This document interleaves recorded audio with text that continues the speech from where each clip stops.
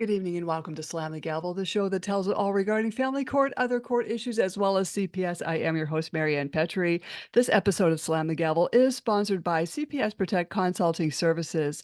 Child Protective Services cases are among the most frightening experiences any parent can endure.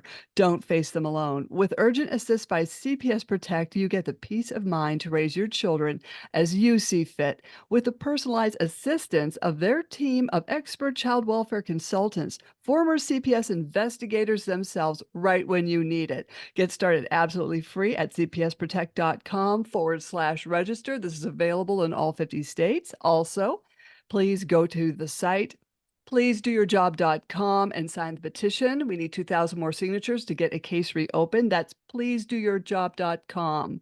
And I have a return guest on. I'm so happy to have my friend Marissa Keira Maginnis on. She's founder of the hashtag #MeTooFamilyCourt.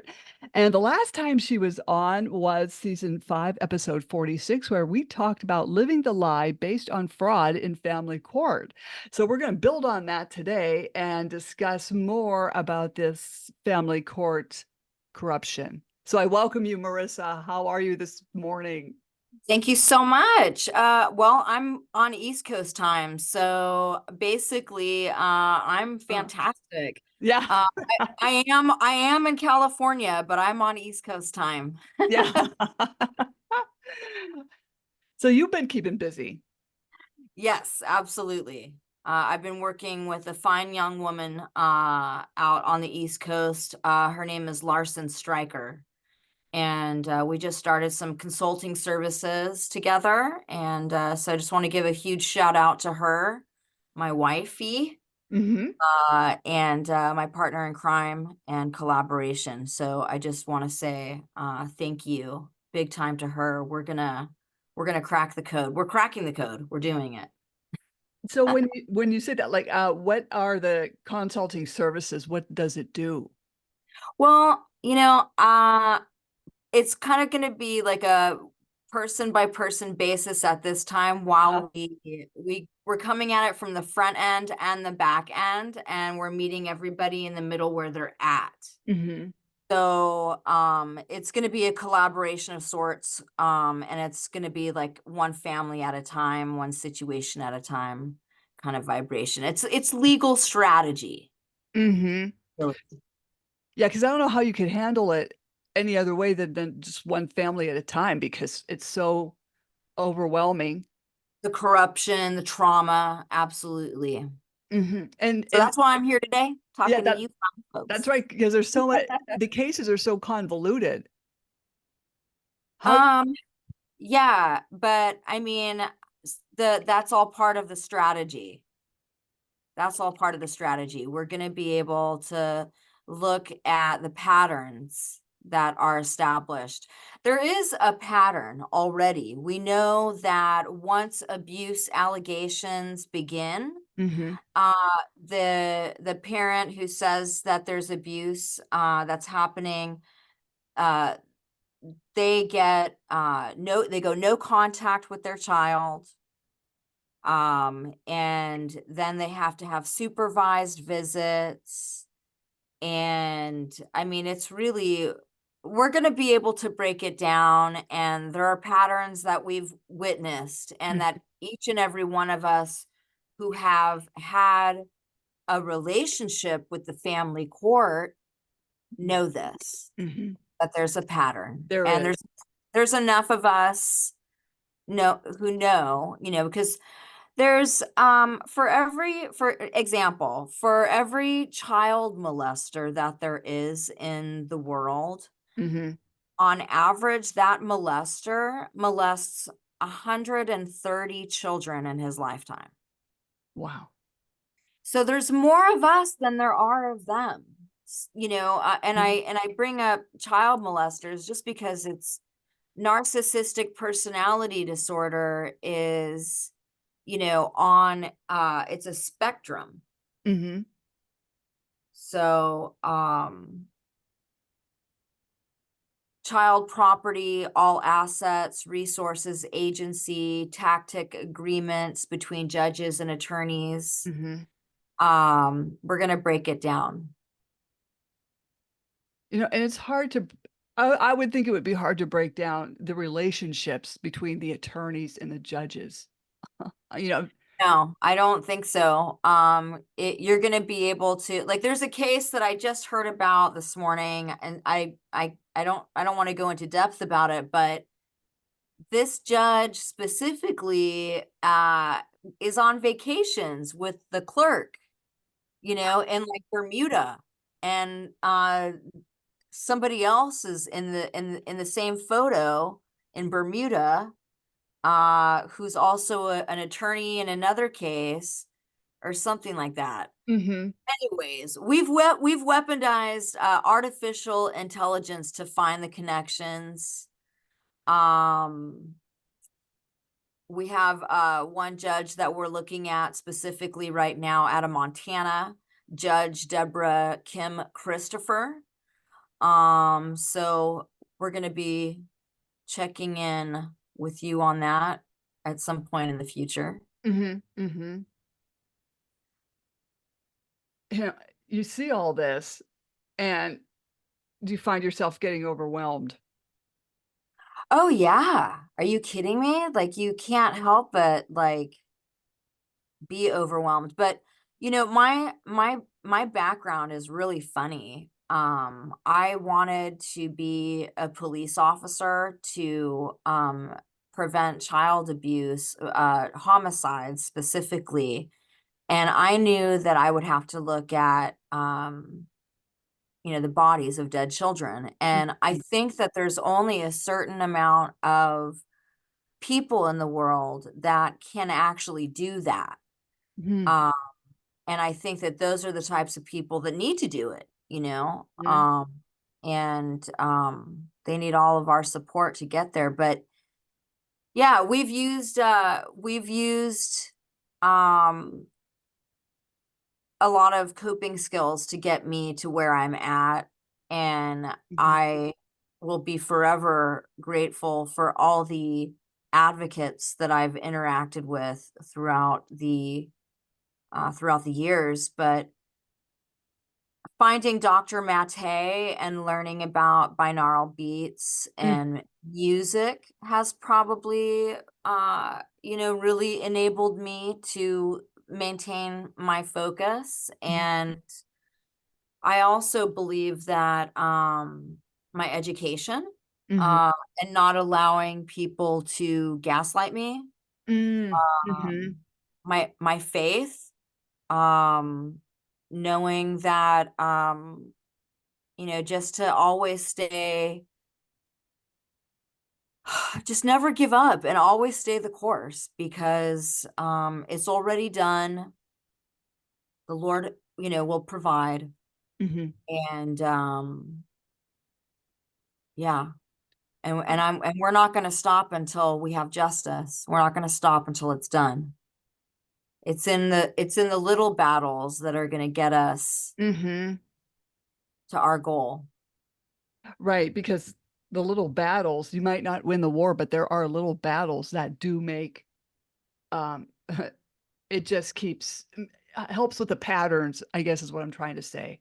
Yeah, yeah, yeah. So I've noticed a lot with victims that I talk to, as well as myself, survivors, whatever you want to call, people who have been unfortunately in a domestic, abusive, coercive control, toxic relationship. Mhm. Mhm. I've noticed that the ebb and flow of the healing process, like, they will want to kill themselves like one day, and then like the next day they just want to bounce back even harder. Mhm. It's like a healing process, a balance that ebbs and flows. And it's a war of attrition, and we will match it. Mhm. I'm sure you talk to a lot of people going through that as well, and you're probably counseling parents on the phone as Oh, well. no. No, I don't do any counseling Uh-huh. at all. I have no degree in this field whatsoever, so I don't do any counseling, but I've become friends with other advocates, Mhm. and I do plan on doing that in the future. We empower, we educate, we strategize, and we don't give up. Yeah, we can't give up because it will just keep going, and our children will be more destroyed as well as future generations. Yeah, we're not stopping till we get our children home. Mhm. Now, do you think, you know, foster care also interplays with this stuff? Oh, yeah, anything, I mean, it's all connected.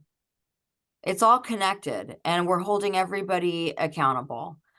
So there, if you wanna see how the foster care system, um, works, just go watch the trials of Gabriel Fernandez on Netflix, Mhm. and you'll see exactly how it's all connected, in the first 10 minutes. If you don't watch anything at all, Mhm. go fast forward the first episode, fast forward to the first 10 minutes, and there's a man, I think he's the producer, director, and he starts explaining the, um the skeleton of the entire system, all the way down from the board of governors down, all the way down to like the fire department, CPS, Mm. and all that. And Los Angeles is the largest employer in the United States.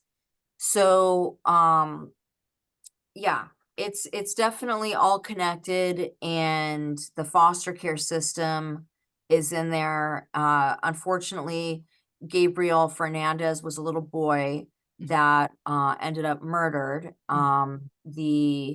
Uh, the case made it was a precedence. I don't know if I'm saying that Mhm. correctly. It made precedence, where the social workers were actually charged and tried for the death of little Gabriel. So if anybody wants to go check that out, they can go look at any of that hashtag for justice for Gabriel Fernandez. Yeah, that was extremely sad, and the connections were so the collusion was so bad in that case. Yeah, well, that case is not different than a lot of other cases, I'm sure, Mhm. in my opinion, allegedly. Mhm. Yeah, I talk to parents, people call me, I don't counsel them, I can just give you my opinion because 'cause I'm not a counselor, but it's the same scenario, different city and state. Right, and you can also see it in the Netflix, show called The Program for, that's the camps for troubled teens, Oh, I saw that, yes. and we can circle all the way back to, reunification camps. Mhm. Yeah, because they were also lying to the parents and taking their money saying, "Oh, we're going to help your child," and, didn't turn out that way. Correct, yeah, Oh. I mean, children have died. Mhm. Paris Hilton, she advocates for this, very topic. Mhm. Uh, Yeah, that when I saw that, I just cou you kn I've heard of these things. I've heard of these boot camps for kids. There's no way I would send my kid to that. I don't know. I mean, who knows what they were promising. A lot of parents said, "Well, they were promising us, you would be fed and looked after and you'd have a bed to sleep on," and none of this was happening. Yeah, I was actually offered, for one of, a transporter, and if anybody doesn't know what a transporter Mm, is, transporters are these grown men that come in the middle of the night and will yank your child out of their sleeping bed and send them to these reunification camps, mhm, where the children end up being there for years. mhm, And Larsen Striker, she pulled out a family member, and she's considering it that it was slave labor. Mm. And Mhm. so yeah, but in any event, it's all connected, and we really need more oversight and Mhm. accountability. Oh, I agree. Yeah, I just, with these boot camps, there is no oversight. And the thing is, what they had pointed out too was when they close one down, they're just opening one up somewhere else. Is that what happens? I haven't followed them enough. Mhm. I deal more in like the research, like what's already happened than like I didn't know that they are popping up. I did know that the reunification camps are connected to Synanon, which Mhm. was the most dangerous cult in American history, and they are connected to IBM, who is connected to Family Court in Sacramento. Ooh. So we're aware that they the reunification camps and the troubled teen industry, all of it, um, it's just all the same. Mhm. Mhm. They're using the same methods, Right. and then they just rebrand them. Yeah. Right. Right, and a lot of these kids coming out of foster care usually, next step is prison, and I don't just can't understand why we are doing this to our children. Yeah, it's all part of like a cycle. Like I consider it, in my opinion, allegedly, I don't want to get in trouble. But I consider family court like a narcissistic personality disorder making machine, Oh, yes, yes. because you're interrupting the attachment to the parent child, which is a constitutional right. Mhm. It's a human right. Um, so It is because these judges, they're way above the law. They're making up the law as they go along in these family courts, right?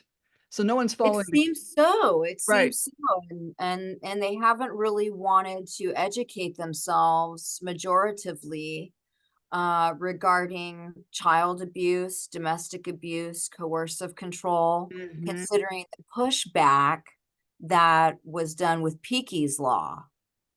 Peaky was a little boy that was murdered by his father mhm, after a trip to Disneyland, and Anna, she is an amazing warrior woman in this movement, and yeah, her son Peaky was unfortunately murdered, and now the judges were fighting back to get training, to get more training on education, on domestic abuse, and it's if they don't have it by now, God yeah, help us all. right. Right, because, with a lot of Might these be too late. right, you're Anyways, right, right, because I think also that tied in with Caden's and Peaky's Law was that there was a lot of custodial interference, and, these judges don't do anything with these parents that withhold the kid from the other parent too. They're just giving a slap on the wrist. I've seen it, I've been in court, and that's what was happening in my situation. So Anna Anna was still paying child support while after her son was murdered for like months. uh, The father was in jail already, and she was still paying child support on a child that was dead, that her ex-husband had murdered. was she in the arrears? Is that why they were doing that? No. Huh, that's terrible. That's Yeah. sickening. Well, that's that Title 4D, they have to have their money out of somebody. Yeah. Exactly. I think that's where it all has to end as well. With the money? Yeah, it's all about the money. It's the kid is just Well, a money children pawn. Children need money to live. I think it's more about power and control. I Oh, think money is a symptom, money is a tool.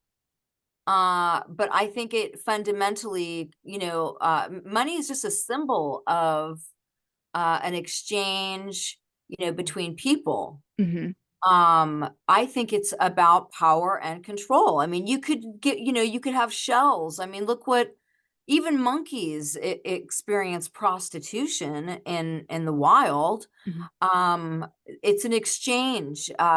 Money's just an exchange. mhm, With abusers, there is no other species that abuses the women of their tribes than human beings do. mhm, It's mhm, awful. And it comes down to power and control. It comes down to abusers, and we mhm. have to hold those people accountable. Well, even I'm like working with a really good dad who would be a great um custodial parent, right? But they're using him in the money game, in the patterns as we have talked about, just because he has a good job. And his child was living with the ex who was living with an 8-count felon. Now, I don't know what these judges are thinking when they hear this stuff, and they also don't look at evidence. They're not looking at, like you said, oversight or even accountability, because I also found this out, that the clerks are looking at the evidence and saying, "Gee, do we show this to the judge or not?" And they may not show it to the judge. So a lot of this maybe may not be the judge's fault. It's probably some clerk or one of their right-hand people not showing the judge the evidence. So what really is going on in there? And that's why I think it should just be abolished. Yeah, judges are using plausible deniability, and that is the mechanism that we have to use. Mhm. Yeah, it's they're not looking at the evidence. And then how do you make them or even show them? Because I was talking to a mom in New York who has all this evidence of domestic violence and abuse on herself and her kids, and the judge, "No, we're not hearing that today. That was in the past." Right. Right. Whoa. We're gonna procedural. That's how we bring it to appeals, and we procedure. Well, That's that's how we're gonna do this. right. Do you think, it would be helpful to abolish family court, go into civil court, have a 6-person jury? Yes, 100%. Mhm. I think that that would be amazing. Larson brings it as evidence not considered. Evidence not, yeah. Due process and fair trial. Mhm. Yeah, it's evidence not considered. And everyone's getting their due process rights trampled on left and right. Well, I think the family court is an entire institution based on the this is my opinion, Mhm. based on the 14th Amendment violation of it. Mhm. Uh, um, yeah. Now people have to, this is like really crazy because I'm sure you weren't, and I know I was not taught about the amendments in grade school or high school. I Well, I was in a mock trial my sophomore year of high school. I went to a very good high school Mhm. out here in California, and I was an attorney for I defended Nazi prison guards.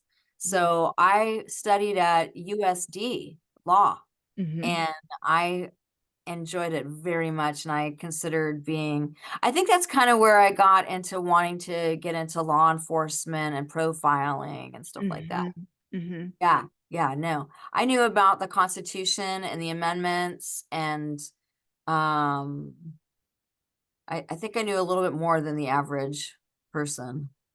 Well, that's good because a lot of us don't, and we're not taught this in school at all, much less the Vietnam War or our past histories of wars. Yeah. Well, my parents were older. My dad recently turned 90, Mhm, and my mom, she recently passed away, but she was almost 78. And so when you have parents that are older and, in that arena, like you learn a lot more. mhm, mhm. Yeah. Because Well, they have more of a life experience and they're definitely. share more with their And children. right, Yeah. and my parents didn't shield me from the news of Vietnam when it was being, Yeah. Yeah. Well, shown showed it. one of my mom's boyfriends, I think, died in Vietnam. Mhm, And my father fought in the Korean War, as well as my uncle. My other uncle was a NASA engineer, and my other uncle, he was a vice president for Disney Publishing, and then I had another uncle who was in the 101st Airborne Infantry. mm, He was a paratrooper. So I mhm, had a little bit of a different upbringing than I think than your average American. mhm. But I think that that's what's given me the opportunity to bring me to family court, to the people, for the people, Right. and explore the opportunity of living in a world where we're not oppressed and we can live peacefully, and that, and just have the right prescription for to spread love, without it sounding too corny, but that's what it is. I know you can't predict the future, but, how soon can we get this family court gone? I think that if we declare it a public health crisis, that we can shut it down immediately, within 48 hours. That would be great. We could put a moratorium on it, but I'm tracking it for 18 months otherwise. Mhm. And I'm sure you have a lot of data stacked up, and it's just You better believe it. yeah, I yeah. love that. Yeah. And I don't wanna keep you all morning, but what do you tell these parents, what advice can we even give them when they're sucked into it? Because some people get sucked into it. Some people cause it and enjoy it, and some people get sucked into it. Well, the people who get sucked into it and enjoy it, I don't really talk to too much. Like it, you can pretty much gauge very quickly early on, if a person, is. I mean, I'm just talking to other parents to offer them an ear and a shoulder to cry on, Mhm, mhm. and Same here, yeah. I don't like. I'm not doing this for. I don't get paid at No. all.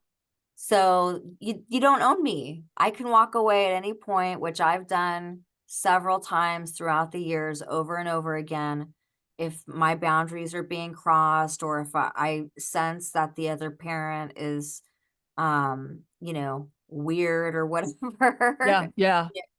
And I only talk to women. Mhm, So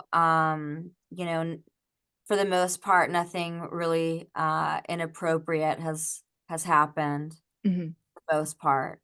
I do have a stalker, and then there's been other things that have happened, but yeah, I mean, I think that definitely moving in a positive direction in a whole. I think as a community of survivors, um, we have a lot of followers coming on to the Me Too Family Court platform. Mhm. I think our last numbers were getting up into 5,000, if I remember correctly. Good. I don't even know, but we're reaching people, and I'm doing a podcast on Awake Nation called Okay. Trauma Triage. I do that every Monday.